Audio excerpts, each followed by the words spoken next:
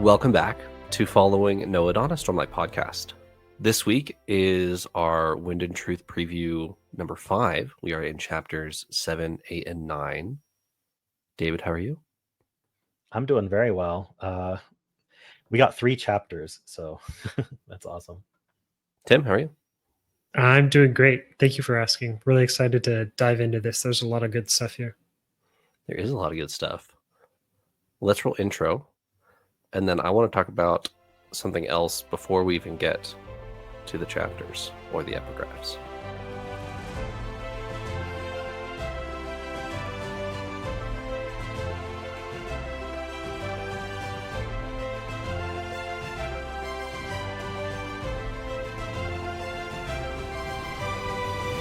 All right.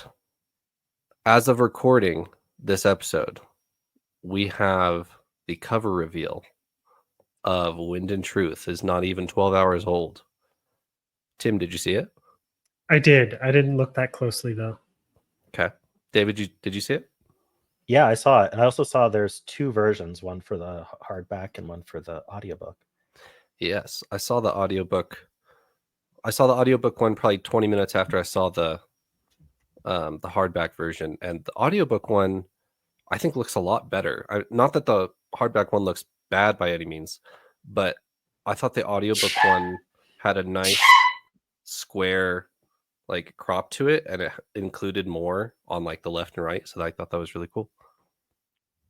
Yeah, I think there's more to that painting to the left and right than what we've seen so far. Do you think there's a character on the back on the further left, or do you think there's not room for that? I think I don't know. I don't know what they would spoil in a cover, but like, would it be Odium's champion?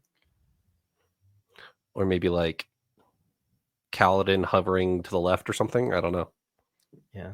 Or the Stormfather, maybe?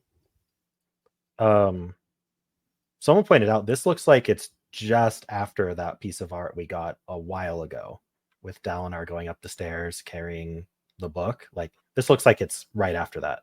And there's this shadow cast over him in that piece of art. So someone's up there with him, I would think. Right.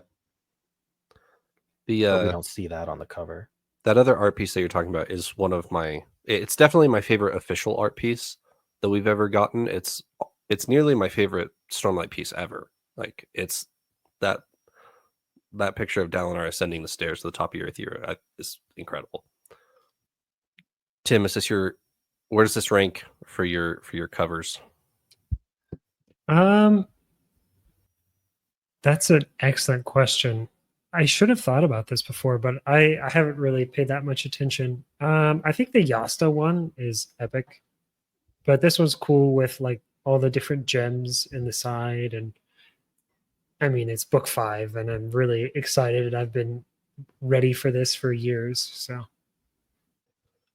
I've always said that Oathbringer was my favorite, but I don't know if that's like really true. I would just want it to be different and not pick the other ones like everyone else does. I think Rhythm of War is actually my favorite.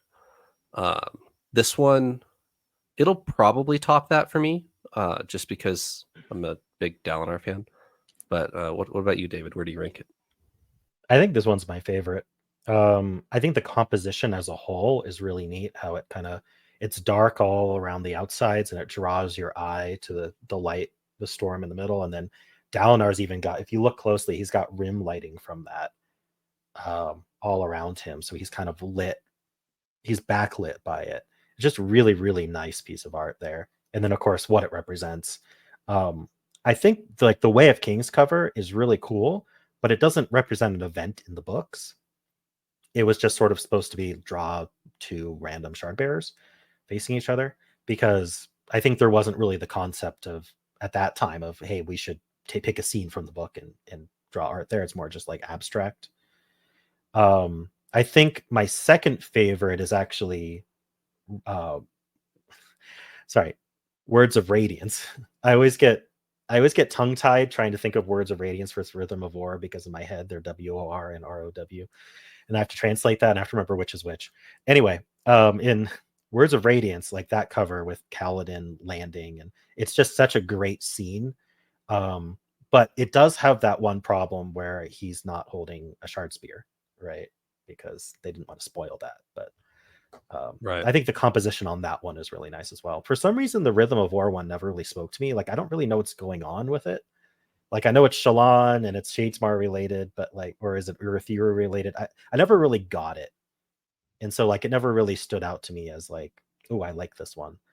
And then Oathbringer I actually find kind of bland looking. Like, it's very mono-colored with the tan wall behind her, and she doesn't contrast with it very well. Then a lot of lighting going on.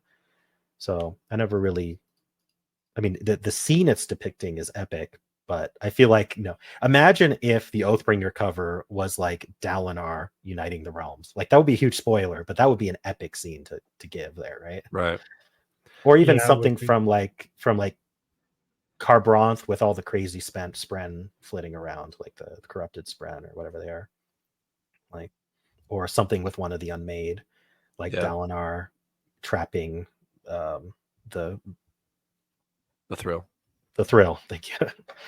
Like, I feel like there are, like, I don't know why they picked that scene with Yasna just kind of guarding the wall. But anyway, Looking at this, the Wind and Truth cover, does this, if you haven't read the Stormlight Archive, does this spoil anything? I don't think so. See why it would. The only reason we know it's Dalinar is from context. Right. Mm-hmm. Just some random dude with a book staring at a storm. Like, yeah. In the mountains. I do think that's interesting that they went with multiple mountains that are higher than Urithiru. Yeah. Which I know it's described as like it's among the tallest peaks. So it's not the tallest thing around. But just looking at the art piece, there's, mountains that are well higher than Dalinar is. The other thing I really like about this cover is it's so dynamic. Like, you can see the motion, even though it's a still image. Like, with he's reaching out, and then so there's kind of a line going from his left foot to his right hand, kind of pushing out towards the storm. But then there's also kind of the counter line of his cloak trailing behind him, just like and his foot is off the ground a little bit. Like, I just watched a TikTok video about this, so this isn't all my analysis, but I wish I remembered the name of the account to credit.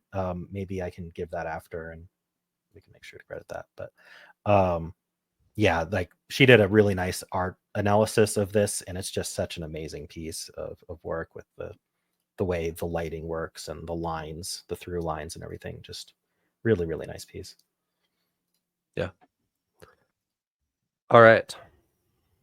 Tim, would you like to read our epigraphs for this week? Yeah, I'd love to. All right, start here at chapter 7. However, the wind did not think like a person does. This should not surprise anyone who has familiarity with a spren, though such things are less common now than they once were. And then chapter 8. Her memory was keen, but her interpretation and explanation of that memory could be fanciful. Those days, though, I believe she was deliberate, concerned, and focused. She did not see the future, but somehow she knew it anyway. And then chapter 9 to finish it out. All agree the first key moment came when Kaladin Stormblessed listened. Though not an edge dancer, he did a fine impression of their oaths. Okay. So, two things almost 100% confirmed. That this is written after the current chapters we're reading, and this is written not by Kaladin. Is there any further contention for that? Kaladin loves talking about himself in the third person and calling himself Kaladin Stormblessed. So, he has a long history of that. Yes. Yeah. He's like a Pokemon. Yeah. No, yeah. I think that it's not Kaladin. And there were some interesting theories from fans. I don't know if we're ready to go over that. Yeah, but sure. in terms, maybe we should talk about the content first. Which is that I don't really see much content. Like, nothing here was like, ooh, like all the previous epigraphs. I was like, ooh, tasty. These ones, I'm just like, okay. I mean, But I don't know if anyone has other impressions, but the only thing I really noticed was in the last one when they mentioned Kaladin Stormblessed by name, at like capitalized Stormblessed as a surname, which I know that in Rhythm of War and in the preview chapters we've already seen, they've referred to House Stormblessed and, you know, like Kaladin's house as Stormblessed, but now we know he goes down in history like that's his last name. No matter what it was before, if Lirin and Hasina had a last name, it's Kaladin doesn't have that anymore because that's what he's known as. so am I remembering wrong that when he almost like basically told them, by the way, we're House Stormblessed now, like they basically inherited his house. I got the impression that Dark Eyes don't have house names. Don't have. Yeah, I could see that. I can't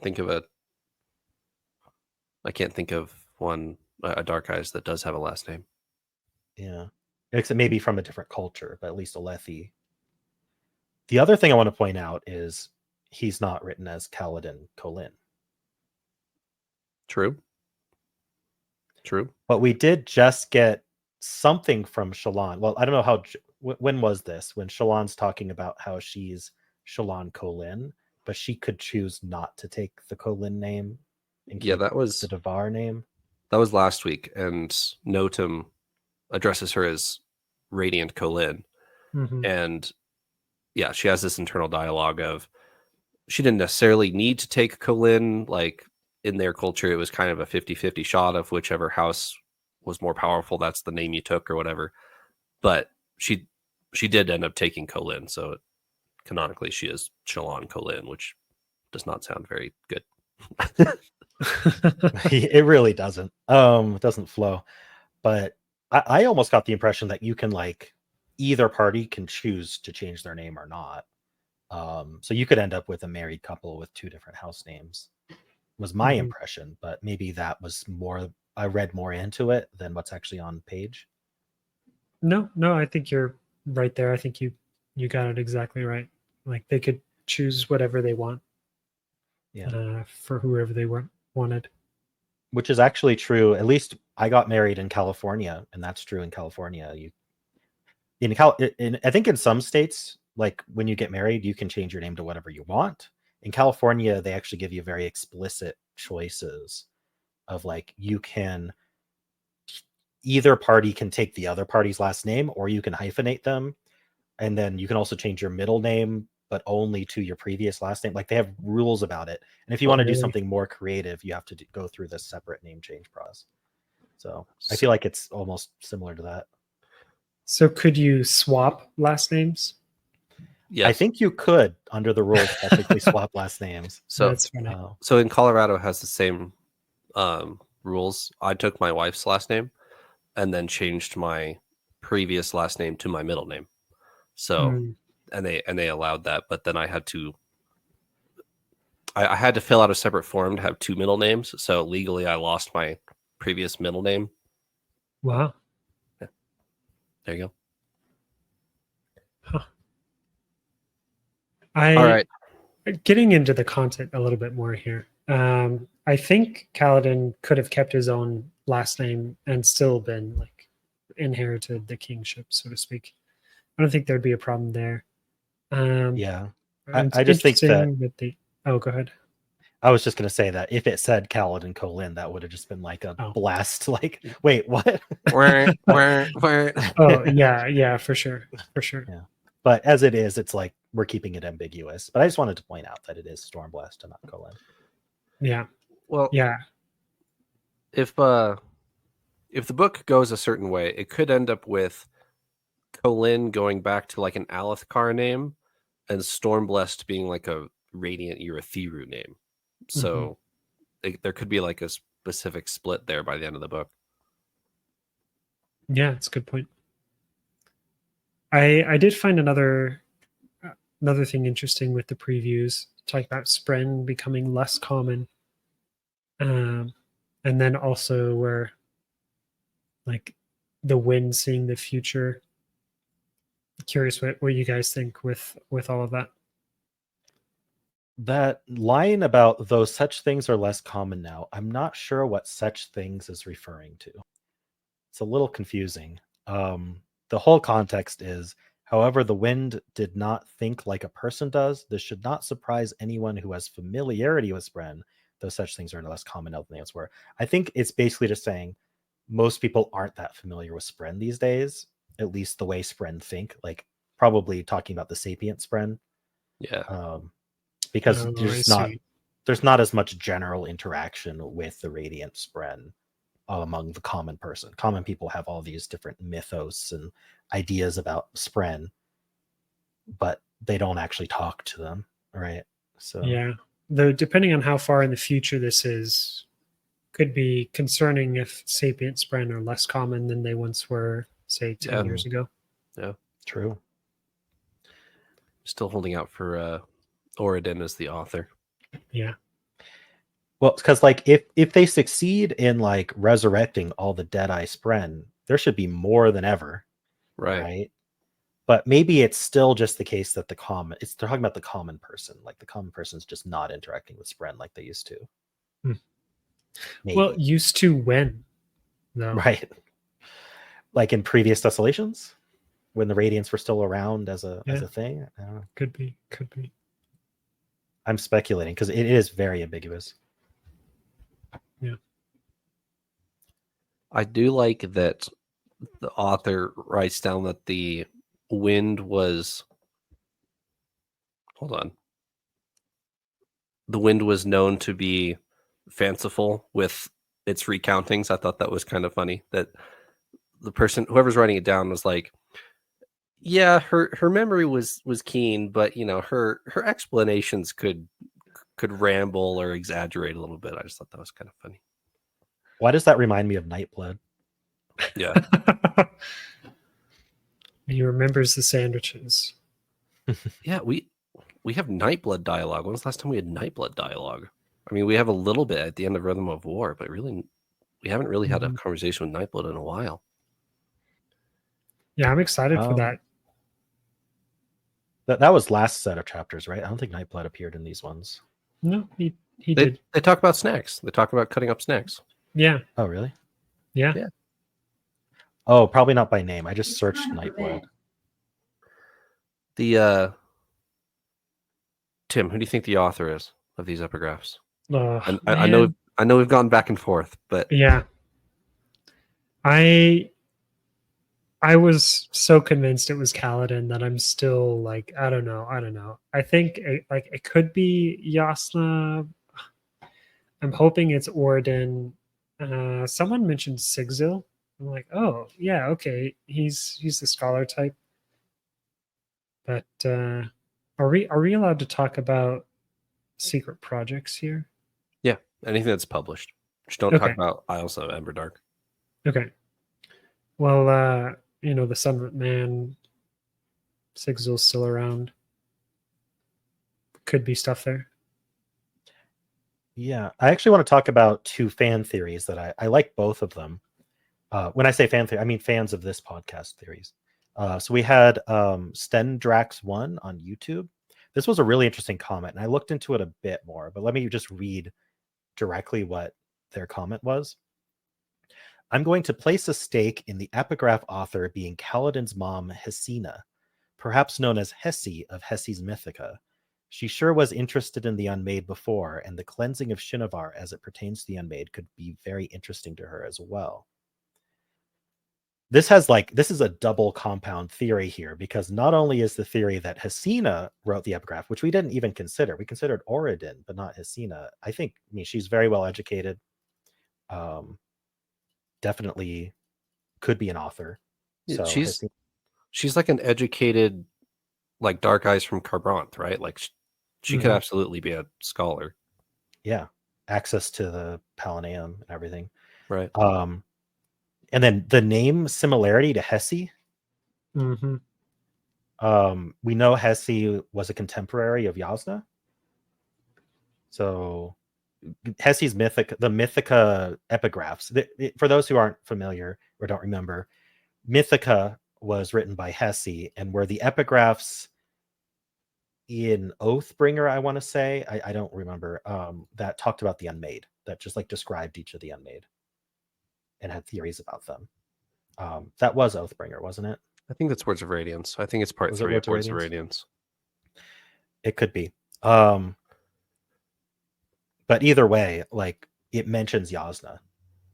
So this is a contemporary author, lived at the same time as Yasna, wrote about the Unmade. So even if it's not Hesina, maybe it's Hesi writing these epigraphs, who's very much researching Spren and the Unmade and everything. Is Hesi So I thought this was Is Hesi part of Yasna's like secret group of scholars that powwow on span reads once a month? if so, I don't think by name. Right. I mean, most of them are anonymous anyway, Yeah. because like some of them are like men who secretly know how to write or whatever. What if Hesina is one of them? Like, Yeah. I mean, it would be interesting. we Like, really don't there's know. all so much. Yeah. We really don't know much about Hesina. We've seen her as like a main character in 3 chapters, maybe like once in The Way of Kings and then twice in Rhythm of War. And I don't want to, like, obviously you could easily write it off as Hesina and Hesi are both named after the same person in lore, you know, like Mhm. there's examples of that all over. But it is interesting that Hesi is alive or has been recently to write about Yasna in their works. That's interesting.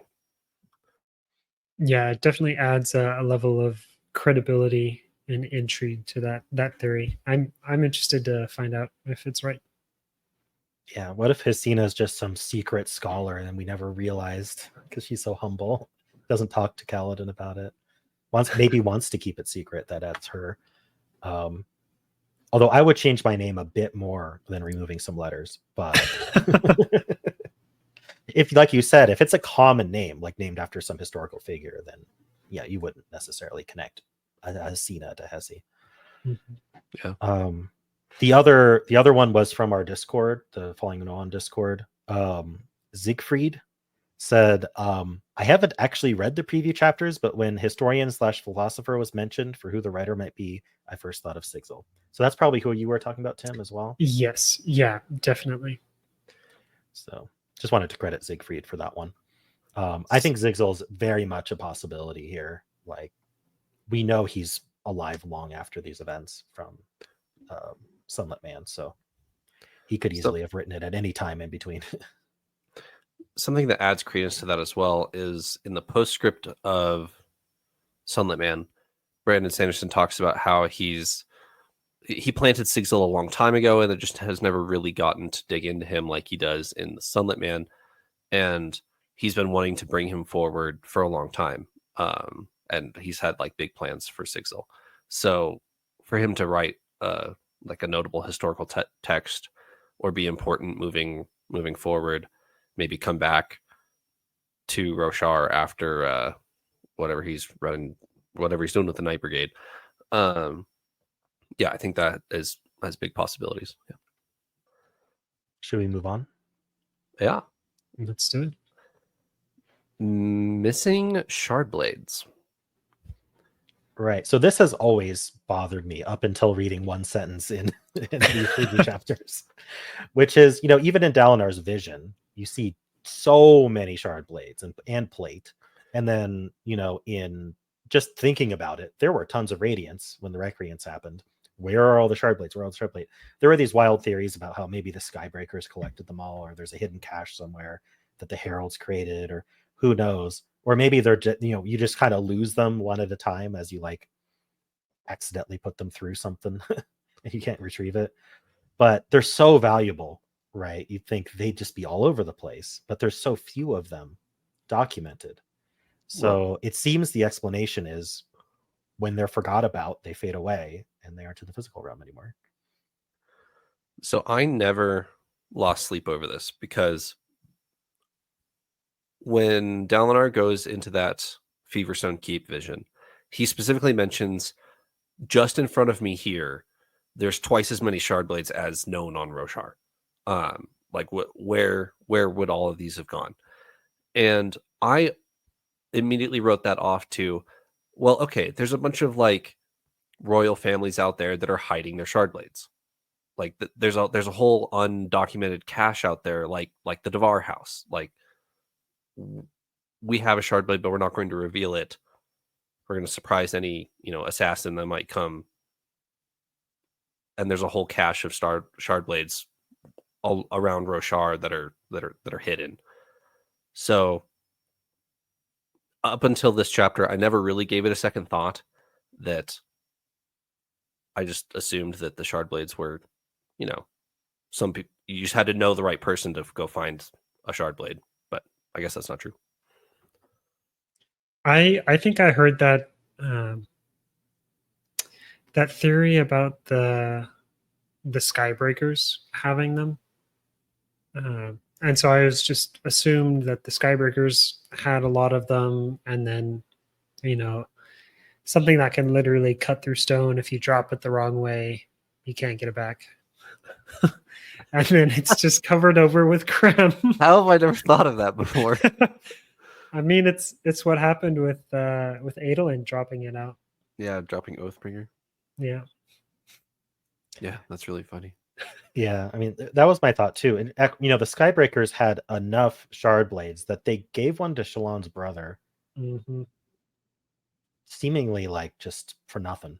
Yeah, that's true. So, I mean, they definitely have caches of shard blades, but I still don't think it's enough to account for all of them. So I don't know if this was an explanation that Sanderson always had, or if he's just throwing us a bone like, hey, this is why there are dead eyes that aren't linked to. Can Skybreakers use Deadeye blades? They don't. Right. But would they hear the screams like we hear in Words of Radiance? I think they'd hear the screams, but they'd also know why it was screaming, so maybe it's not as disturbing. They seem to have support people who aren't actually radiant, so the support people could easily, just like Shallan's brother was not a Skybreaker yet, but he had joined the Skybreakers. They probably had a lot of people like that who are like potential future Skybreaker radiants with bonds. But up until then, they'd be like, hey, here's some shard blade and shard plate for you to use. And they'd be responsible for touching them. They didn't seem to have the same problem with using them in the first place, right? Like Syl does. Yeah. And I bet part of that is because Nail never forgot. Like, they never forgot the reason why everything happened. Like, they knew. And they also didn't join in on it. Yeah. Yeah, for sure. Before we moved on to the next section, I did want to talk about Rashadium a little bit. So we get a little bit more information. One, I mean, it's awesome. There's a flying horse. It's really cool. But also, Shallan mentions that the Rashadium like glows a little bit and has an after mention that immediately made me think of Zeth. And I think I know that there's more here, and something about they have more of a I don't have a way of describing it. Do you have any further thoughts from what we learned here? I have something to add to your questions about Rashadium. I don't have any answers for you. The horses are not native to Roshar, correct? Right. Are Rashadium? We assume so because they've got more they've got stone hooves. Yeah, more stocky builds and stuff like that. Yeah, and don't they have certain spren that follow them around? They do. The arrowhead spren? They have, I think they have glory spren follow them around. Do they not? I don't remember the specific type. Yeah, I don't remember that specifically, but I've always assumed that Rashadium are what happens when you mix a horse with either actually breed like a horse with local flora or fauna. Which one's the animals anyway? Fauna.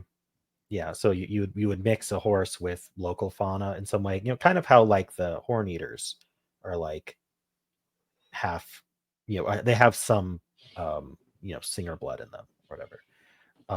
So I think it's like horse plus some native Roshar stuff, which we know the native Roshar, especially the big great shells, like the big Roshar creatures, have spren, have some sort of link to spren. They have gem hearts. So maybe like Rashadium actually have a spren kind of with them. And so that's why they'd look a little bit weird in the cognitive realm. So like when they enter the cognitive realm, there's the horse, but then there's also the spren in the same location as the horse, overlapping. And then when the horse moves, the spren kind of catches up. So there's kind of an after image. So like there's investiture involved with Rashadium, just like there's investiture involved with great shells. That's how I've kind of interpreted all this. I wonder if Rashadium have a gem heart. You would think they'd mention that. It's not like they've never butchered a Rashadium before. Right. Yeah, they probably would mention that. You're right. But I don't, maybe there isn't a gem heart required in order to have this link, this bond. And actually, I think it's actually music spren that follow Rashadium. I think so. There's that scene in Oathbringer. It's a flashback where there's two armies. It's a Dalinar flashback. Dalinar's going up against another Alethi army, and then right before the battle, like a bunch of Rashadium, like gallop through the battlefield, and I believe they have music spren with them, not glory spren. So interesting choice. Yeah, I just pulled up the Coppermind, and it says it could be music spren. Yeah. So yeah, Coppermind kind of agrees with me that there's some kind of nail bond-ish thing happening between Rashadium and possibly music spren. So I don't know, the fact that Coppermind's on my side makes me feel good, but I hadn't actually read that before. But yeah, I mean, they're more intelligent than a normal animal, which also we know investiture kind of grants intelligence in certain ways. So their spirit web is invested. What might be some terminology one might use. Yeah. And speaking of investiture, that's a good segue into our next part with Lightweaver abilities. David, you had some thoughts on that? Yeah, so I don't know if we're learning or just sort of reinforcing. I think some of this is learning, some of this is reinforcing. So I wanted to talk about these one at a time and discuss them. The first thing is kind of the elephant in the room, which is solid illusions. Yeah. I don't even know how to start thinking about that. I know we saw some evidence of that at the Battle of Thalen Field, where the illusions that Shallan made were a little bit too solid. Most of them could not actually fight. Like they would stab with the sword and it would go right through. But she was saying, specifically, she said in this chapter that Radiant was solid. Her illusion of Radiant was solid. And Radiant was wearing shard plate at the time, by the way. Right. So there's a lot to that. Yeah. So the very last line we get of this chapter is reality, Shallan hissed, is what I decided to be. And is that an oath? Did she just swear an ideal? I was a little lost here. I don't think it's an ideal. Because she doesn't have ideals, she has truths. But I think what she's realizing how her powers work to a greater extent. Like she just was told by Kalak some really interesting stuff. And we know with magic systems, half the battle is knowing what it can do. Because if you don't know it can do that, then you don't have the intent that's needed. Right. Or the command that's needed, or whatever it is, like to do it. You see that in Warbreaker most specifically, right? If you know that you can do something with a breath, suddenly it's actually not that hard to do it. but you have to learn that it's possible and have the intent to do it and know the correct command word. So it feels like that with radiant powers a bit, where it's like, are you fumbling around figuring things out, in which case you're going to have really basic use, or have you been trained by someone, who through generations and generations have figured this out, like Zeth, using the same abilities, and knowing exactly what he can do with them. So what happens here seemed to certainly take the fused by surprise.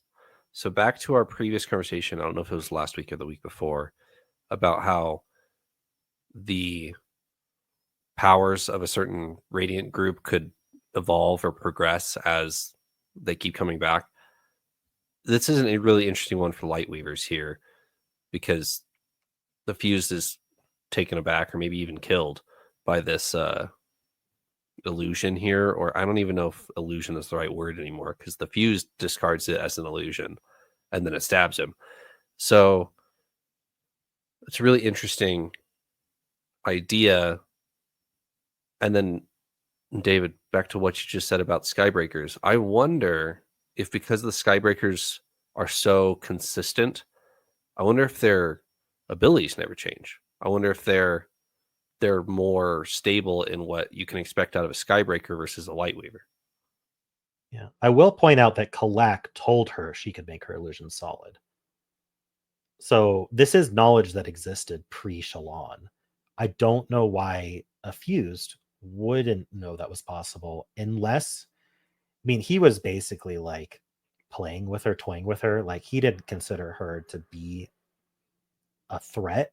And even in this battle previous to that, she was making illusions that were not solid. So maybe he was like, you're just trying the same exact trick again. I'm not going to fall for it. Like, you've just done this 3 times already of creating an illusion to distract me. I'm not going to get distracted this time. I'm going to keep stabbing you. But this time it was different, right? Mm-hmm. So that's how I would interpret that, and explain why, like, even if he knew they could be solid, he didn't expect this one to be solid. Yeah, that makes sense to me. It was epic. Yeah, that's. I think the shard blade, though, that she was holding was a solid blade, because it didn't slice his soul. He bled from it. Is this okay? Here's the question: is this going to kill him? I mean, depending where he gets stabbed, if it gets his gem heart, then he's just done, right? But he would be reborn, right? That's fused still do Right. that, or do they not? Do Oh, do you mean like he's just done? Well, yeah. I don't mean dead. I just mean, like, can he heal? Like, I don't remember. Did we ever really get a lot of point in the text fused getting hurt in traditional ways and then healing from it or dying from it? I think they only need to use their void light when they're healing. Otherwise, it stays with them indefinitely. Does void light heal them? I thought it did. I don't think the pursuer heals his bodies. He discards them and reforms. Because we only ever see Radiance fighting the fused, and they use their shard blades, which have different effects. But right.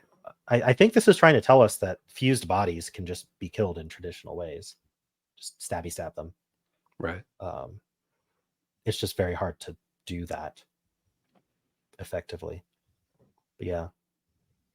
So the Coppermind does say that the fused can use void light to be healed. Okay. I'm interested in what it cites there, but Rhythm of War, Chapter 5.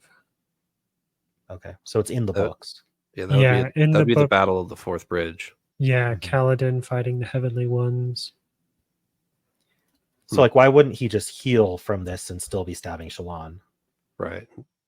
I don't know. So there might be more to this battle coming up, is all I'm saying. Oh, yeah. Oh, sorry, go ahead. Have we seen...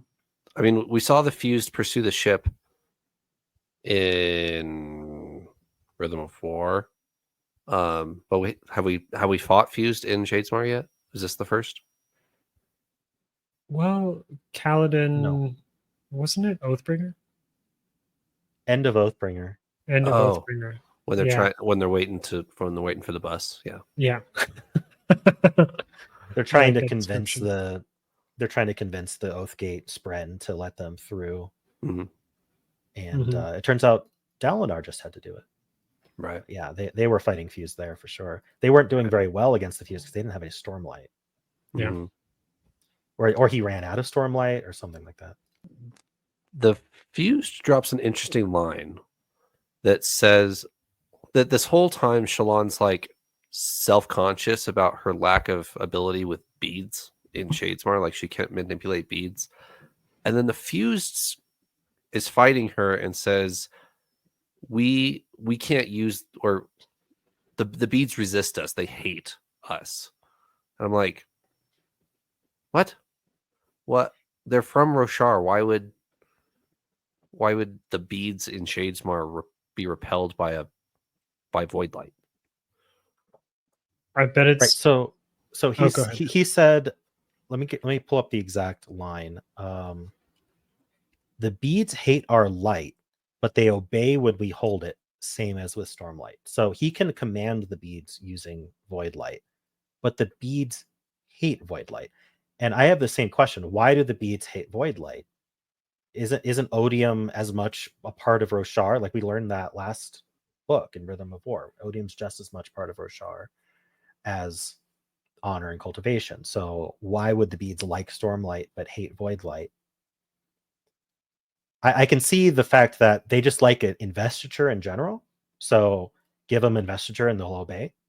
Maybe you could even use otherworldly investiture to do it. But what does he mean by that the beads hate the light? I don't get it. I don't get Why it would either. they hate? I mean, And it makes me think of the mists, but the mists are like literally investiture. So Yeah, they're preservations and investiture, yeah, and it yeah. hates ruins investiture. It makes sense. Yeah, and it's like being repulsed. I mean, the only thing I can think of contradicts what we learned in Rhythm of War, like you were just talking about, David, that odium is not native to Roshar, but it's tenuous. Well, let's think about it this way. The cognitive realm elsewhere don't have beads. So could this be an invention of honor and or cultivation working together and being like, we want our Shadesmar to have beads? And so they're kind of honor and cultivation, like Sure. part of their magic systems. Or is this Yeah. cultivation's magic system? Remember I said I think cultivation can control gem hearts? Like what if cultivation's like there are beads and they're mine? Right?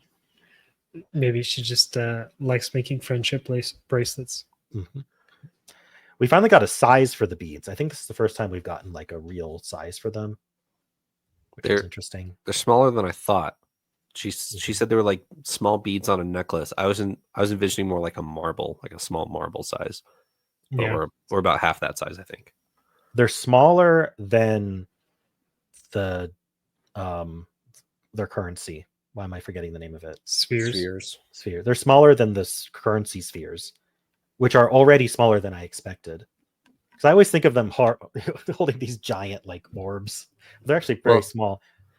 I went to Dragonsteel and they had this little like they call it Hoyd's Museum, and you can walk through and they have a bunch of like fabricated replicas of stuff from all across different published things, and they have like some Stormlight spheres in the museum, and then there's a little sign that says, yes, we know this is canonically inaccurate, these are too big, but we liked how they looked, so we printed them larger. Nice. Do we want to talk about the other two Lightweaver abilities we learned about? I do. I want to talk about identity especially, but why don't you get into manifesting first? It was briefly mentioned. She's just like, yeah, man, a really experienced Lightweaver can manifest, not just command the beads, but manifest what the bead represents. I feel like that's kind of what Kelsier was doing with his campfire. Yeah, with his campfire and other things, his rut sack. Like you can reach, take the item from the physical realm and make it appear in the in Shadesmar. I think that's also like the water summoning fabrial that they had in which one was that? Was that Rhythm of War, or was that Oathbringer? I think it was Oathbringer. It doesn't matter. They had a Fabulol that, it's like, how do they drink water, right? They had a Fabulol that kind of condensed water, which maybe was summoning it from the physical realm. I don't know. I forgot about that. But yeah, it's like this big bowl on the ship. Mm-hmm. We also have Wendell, who's like a Shadesmar artist. Doesn't he, like, I wonder if he manifests. Like, is that something Spren can just do? Like, is that a talent of cultivation Spren? I think he does. I'd have to check the exact wording though. Unfortunately, with Wendell, he has a lot to say and keeps getting interrupted by Lift, and he never gets to say it. So It's true. Yeah. All right, let's talk about identity, because clearly what Shallan did when she was lashed by Drehi, right? And so normally she would not be able to absorb Drehi's lashing. Drehi would have to do that. It's linked to his identity. But Shallan's just like, be Drehi. And so it's not that she wiped her identity, she assumed someone else's identity, and that was good enough for the investiture that she could reabsorb it. Which is really weird. It's almost like she lied to her investiture, and then it was like, okay, what? Yeah.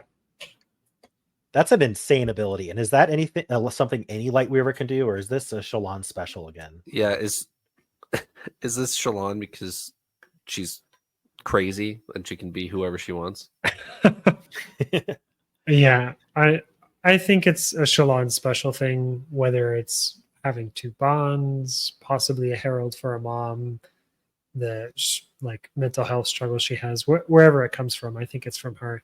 But I bet this is how we get more investigation into connection and identity and what that really does. I mean, we see what Scadril's doing with messing with identity, and it's pretty powerful.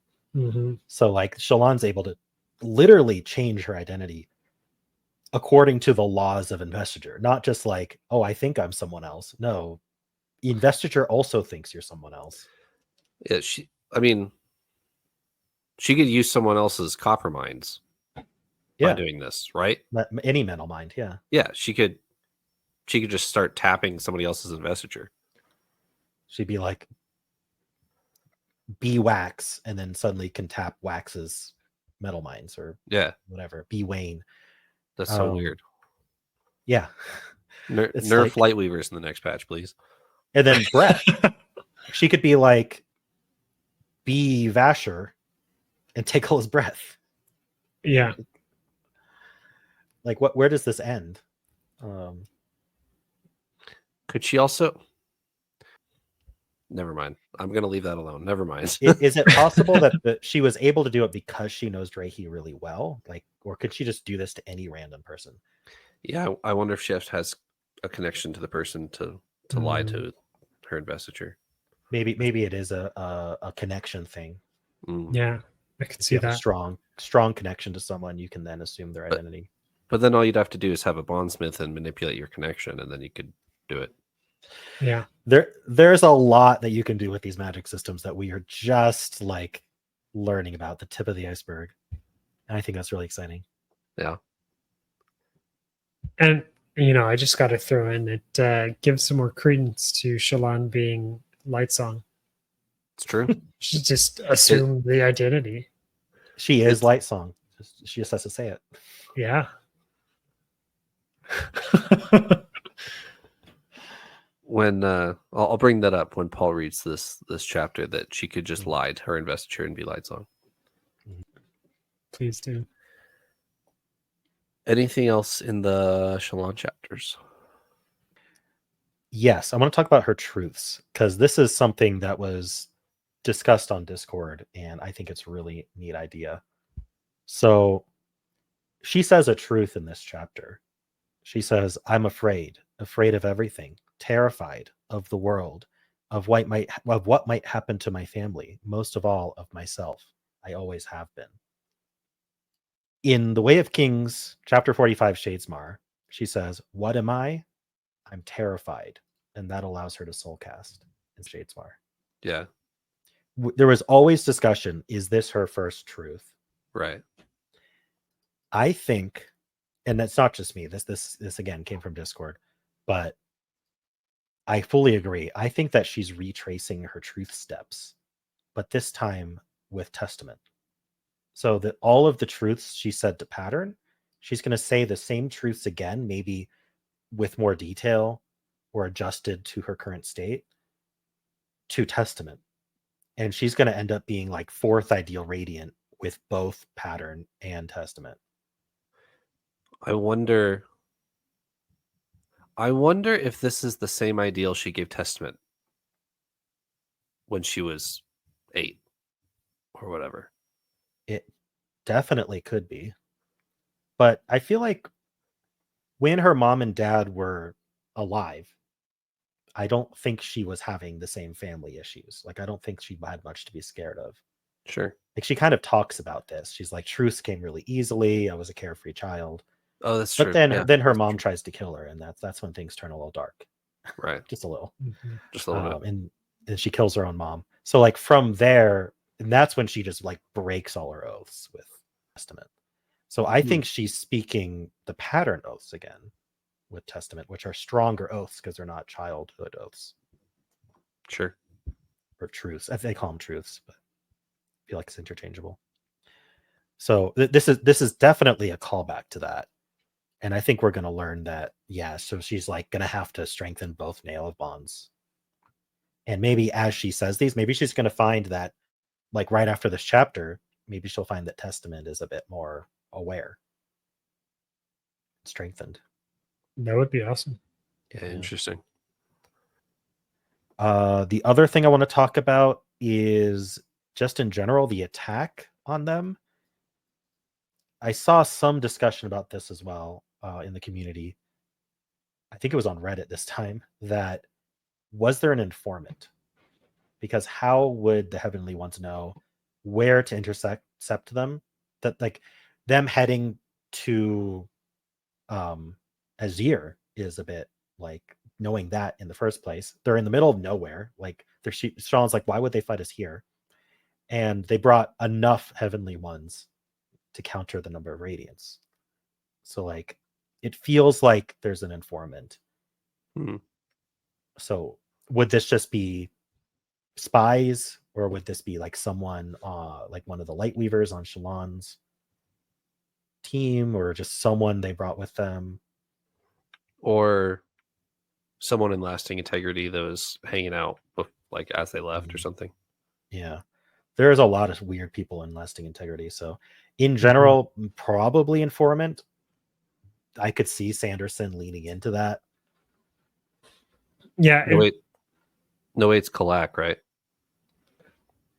that doesn't make sense to me, but he Me is neither. crazy. I did see someone say Vatha. Ooh. Well, does he have a motive to betray Shallan? I don't know. Maybe I kind of rejected that myself, but I thought I'd bring it up because it's an interesting idea. Because there is specifically a conversation with Vatha, and Vatha's like, "No, I'm happy to take the long route home."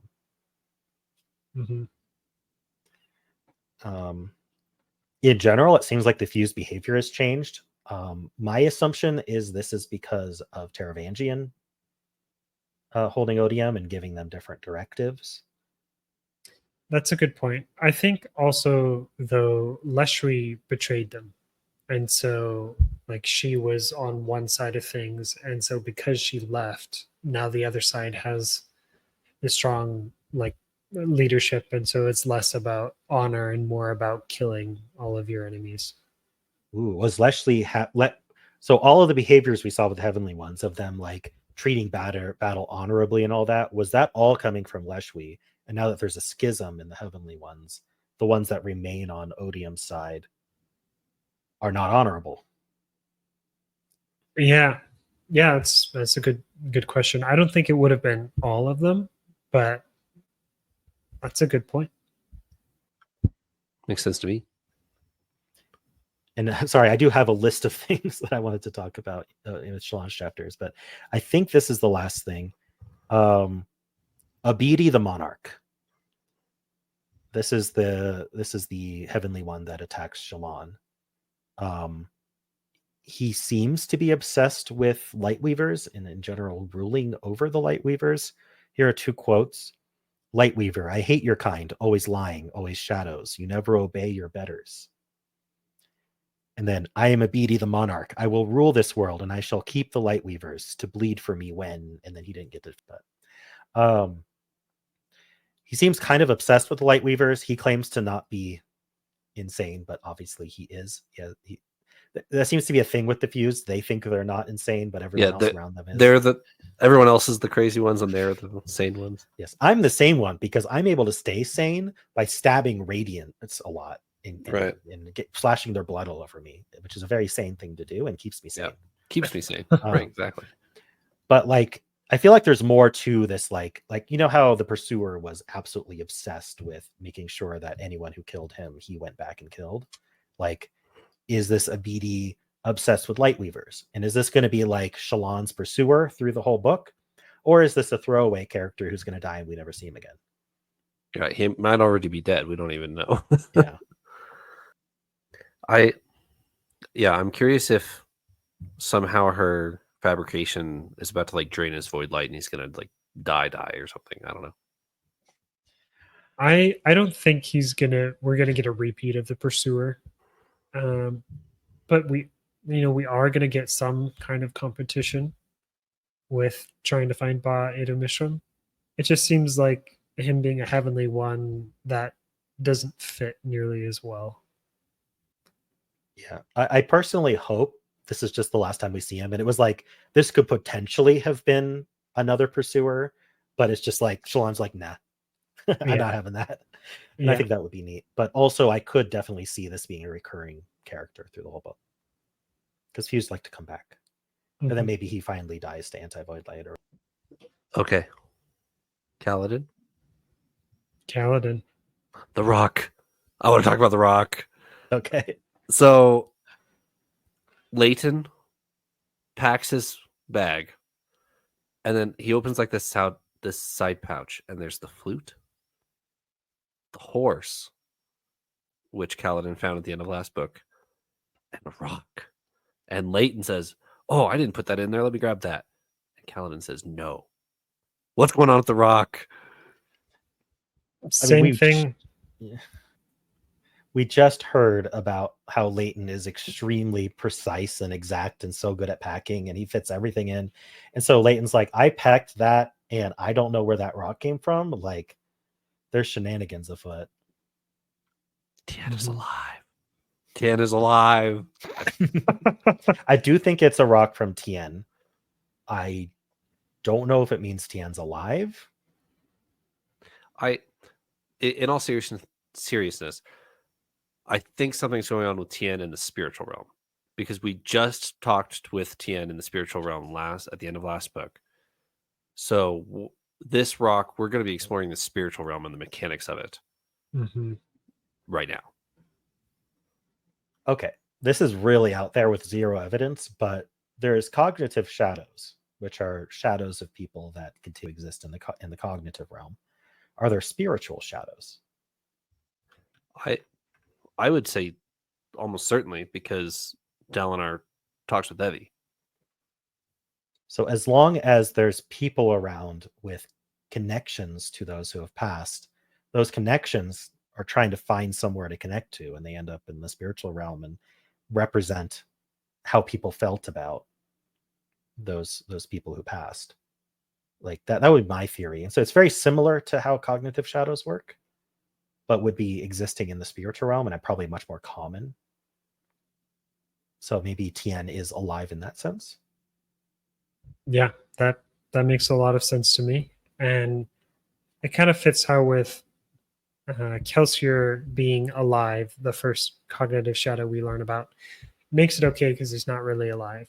I'd be a little disappointed if Tien was like, oh, I've been here the whole time. But I could see that being a really interesting introduction to the mechanic with someone that we really care about.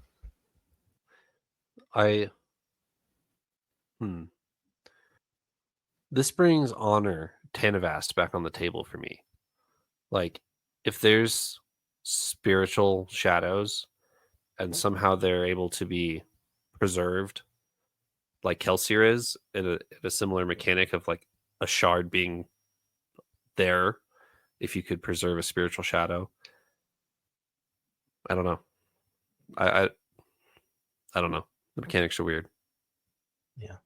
I feel like we're going to explore and have explored the pretty common philosophical concept of the second death. Because I feel like we almost got some of that with the shard blades that we were just talking about, where they're forgotten about and they fade away. Like there's your first death, which is when your physical body dies, and then there's the second death when you're forgotten. So, and along with what we had last book of honor is not dead so long as he lives in the hearts of men. Exactly. Yeah. Ooh, that brings it together. It really does. Yeah. Wow. Okay. I think that might be the theme of this book, even. Dalinar is not dead so long as Kaladin is wearing his cloak. And you might also explore the concept of dying because you've changed, right? Like, what if Dalinar loses the contest of champions and becomes Odium's champion to conquer the Cosmere? Like, Dalinar now has changed twice, right? There's the old Dalinar, there's the Dalinar we know now, and then there will be future Dalinar who's a conqueror again. Like, has someone died if they've changed significantly enough that they're not recognizable anymore? Just throwing this out there. You know how all the fused have titles? They have a name and then a title with it.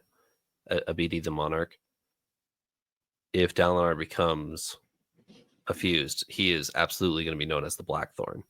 The Blackthorn will return as his title, and Odium will call him the Blackthorn. Oh yeah, that's epic. In a bad sort of way. Why do I want to see that? Like, I want to see Dalinar just unchained, fused, immortal, Cosmere conqueror.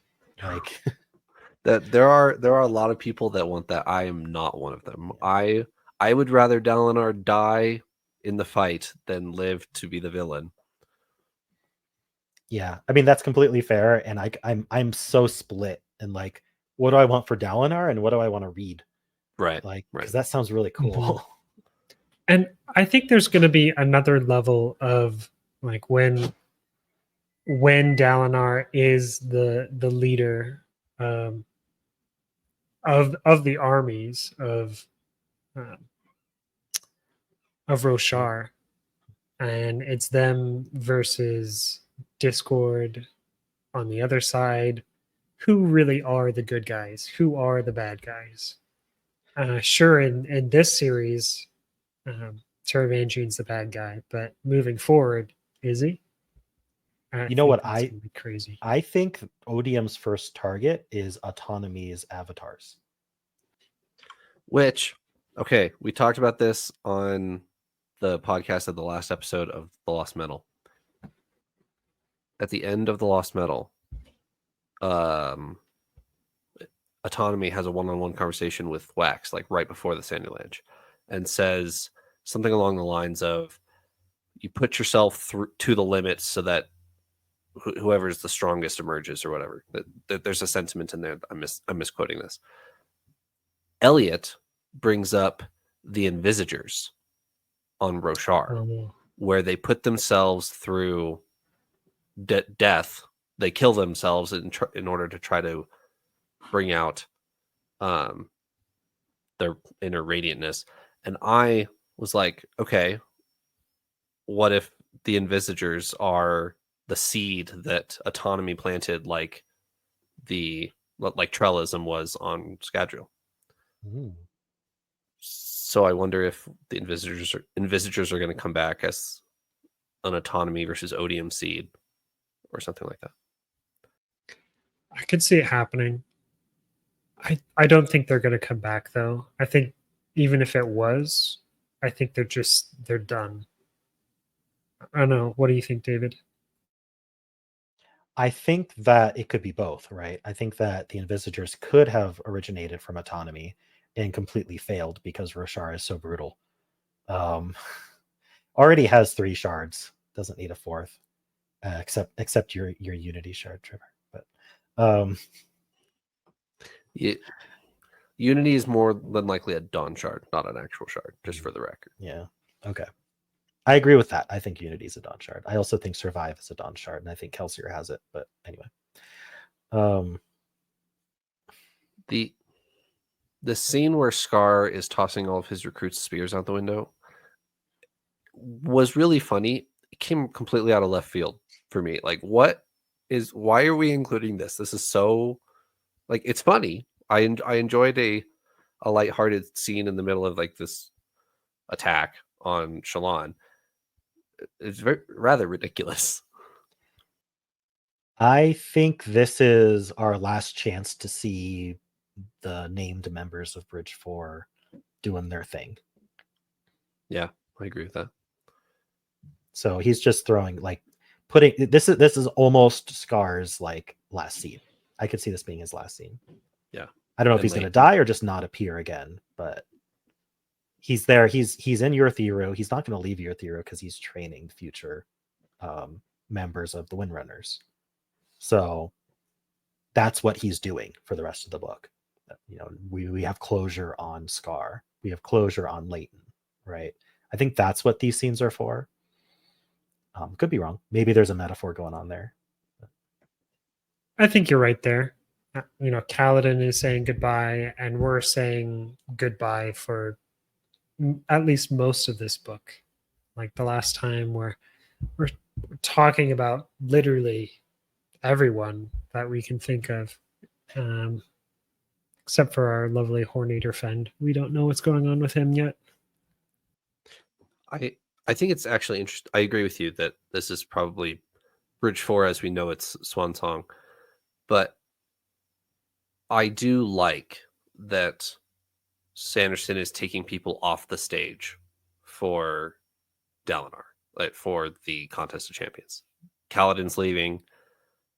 Adolin and Shallan are coming back, so maybe this is a moot point. But you know, there's key characters that are being taken off stage, named Bridge 4 characters, et cetera, for, you know, a spotlight back on our main 3 characters. So yeah, I like that. That was one of my frustrations with the Wheel of Time. By the end, you had so many characters that out of a 1,000-page book, you spent a very small amount of page count with any one of those characters. So I'm definitely glad to see that we're bringing it back in. We're focusing in on the storylines, bringing it back to the Way of Kings, where it was those 3, really mainly Kaladin and Shallan, but really those 3.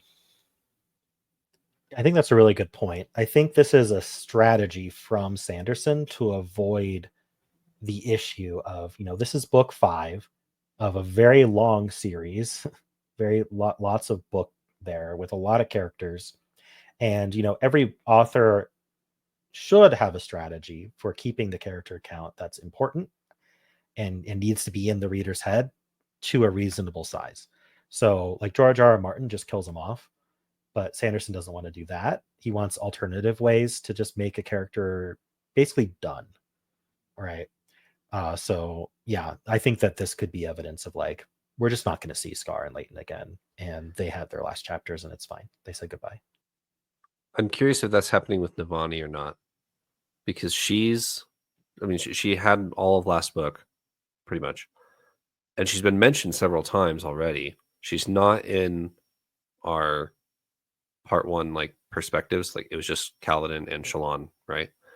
So I wonder, obviously we're going to get a little bit of Navani, but I really do wonder if Navani is done, like you said. Maybe, but also it feels really important that she's a new bondsmith. Right.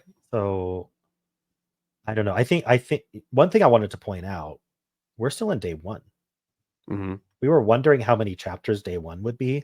I don't think I would have guessed 9 and then we're still going.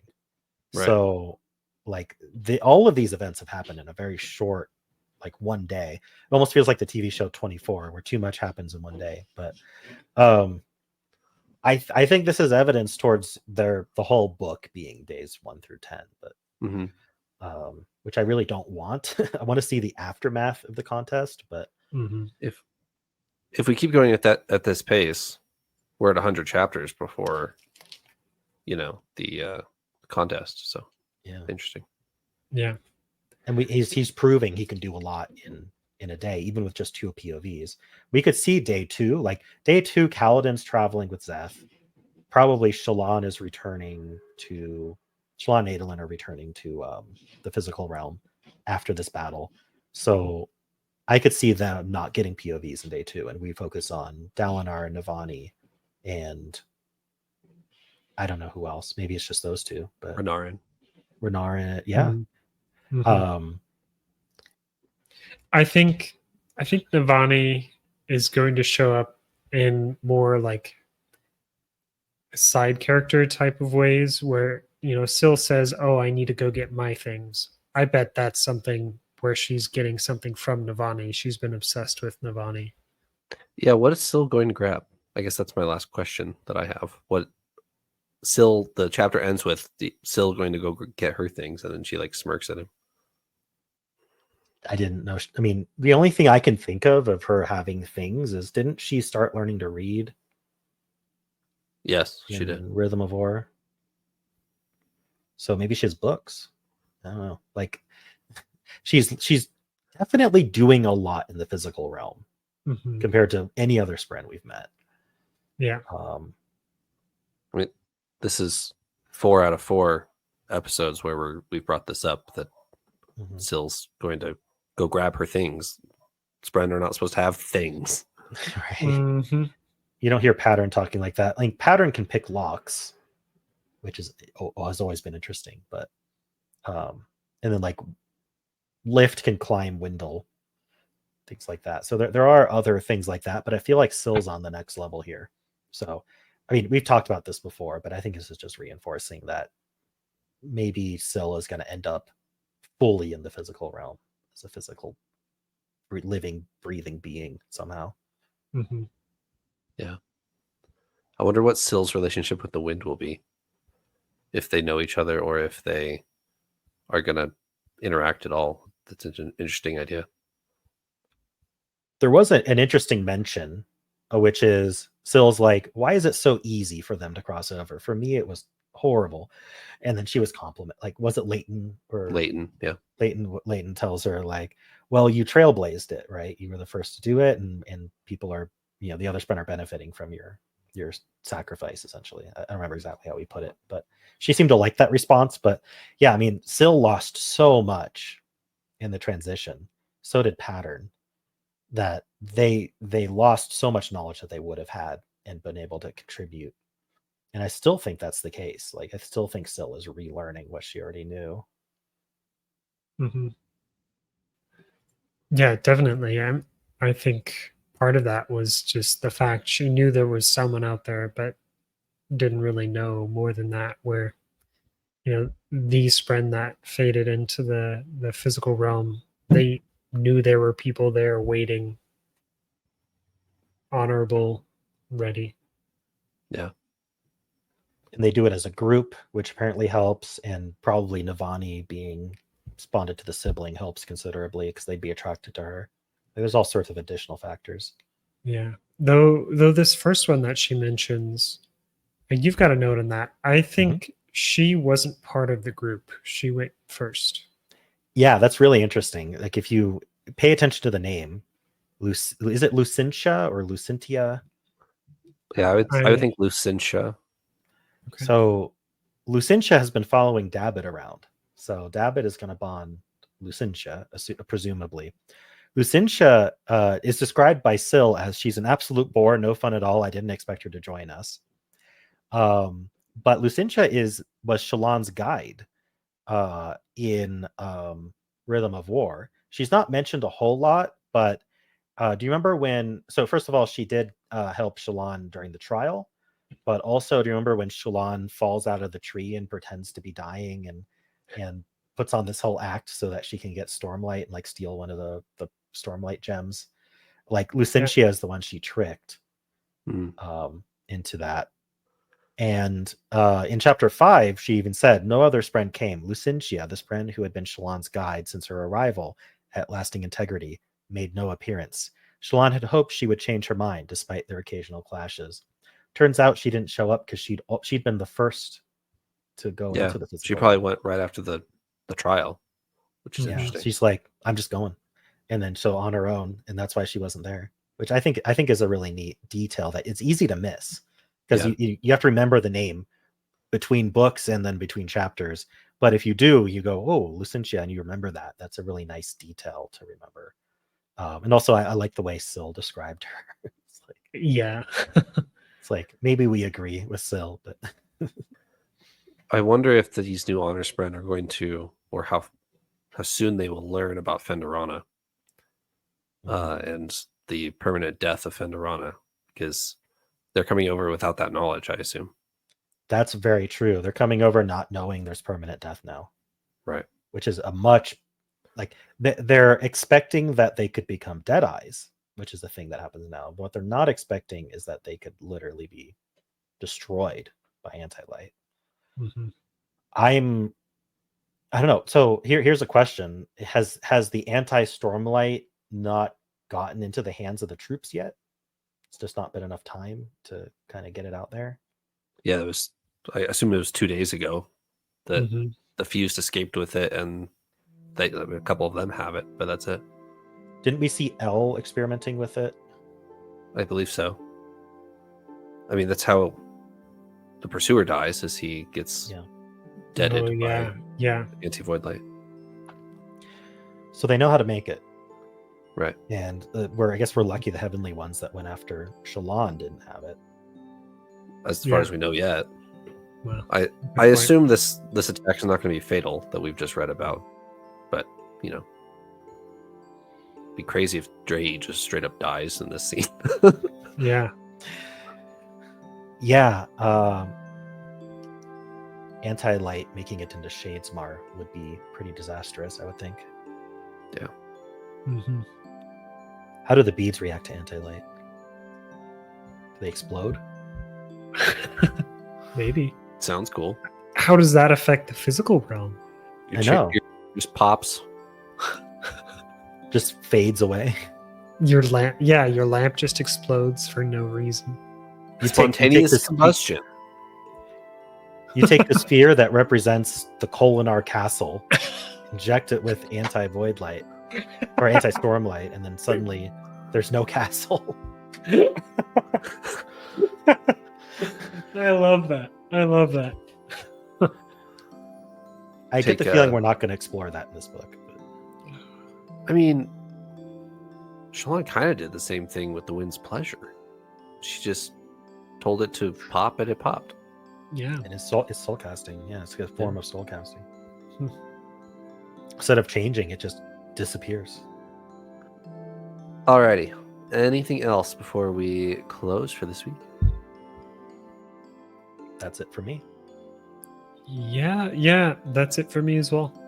I'm really excited to continue reading and finding out what's next. I think the action's not going to stop. Like, we're already getting battles. I think there's going to be many battles, little mini skirmishes throughout the entire book. So it should be interesting to read. I assume next week we're going to get a Kaladin, Shallan, Adolin reuniting at the Oathgate, but maybe not yet. So let's reconvene next week. Thanks for joining me, Tim and David. Thanks for having me. It's always a pleasure.